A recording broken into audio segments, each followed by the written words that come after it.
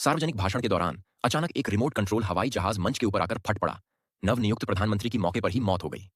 TV पर यह खबर देख रहे शियाओबाई नाम के आदमी ने घबराकर पीछे देखा। उसकी एक रिमोट कंट्रोल विमान ठीक वैसी ही थी जैसी धमाके में इस्तेमाल हुई थी। उसे तुरंत एहसास हुआ वो किसी साजिश का शिकार बन गया है। कुछ देर पहले ही उसके पुराने कॉलेज दोस्त शियाओ हेई ने उसे मछली पकड़ने के लिए बुलाया था। शियाओबाई पूरा सामान लेकर पहुंचा, लेकिन शियाओ हेई सूट बूट में था।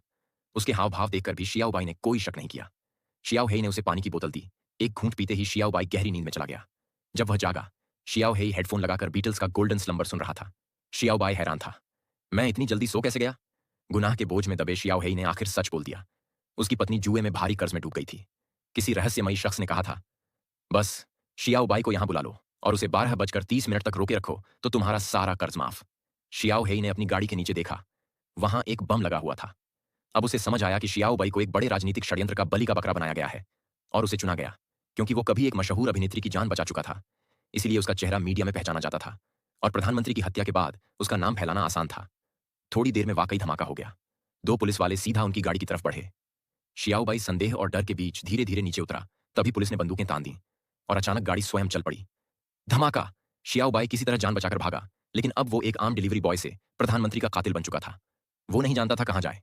तभी उसकी नई नई गर्लफ्रेंड शियाओ होंग का फोन आया। मेरे घर आ जाओ।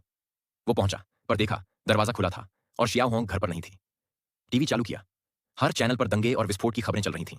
घर के अंदर उसने देखा रिमोट कंट्रोल विमानों के कई मॉडल रखे थे, बिल्कुल वैसी ही जैसी उस धमाके में इस्तेमाल हुई थी। तभी सब साफ हो गया।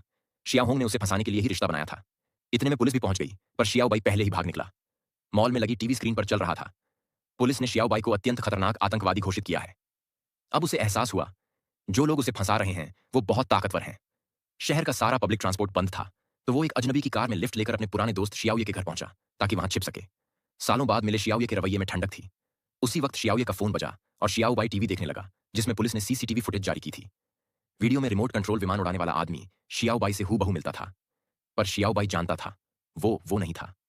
शियाओये ने कहा, मेरी गर्लफ्रेंड रास्ते में है, कहीं गलतफहमी ना हो, तुम पास के रेस्टोरेंट में थोड़ा रुक जाओ। शियाओबाई वहां बैठा ही था कि दरवाजे पर शियाओ हुआई कुछ आदमियों के साथ दिखा। वो समझ गया अब मामला गंभीर है।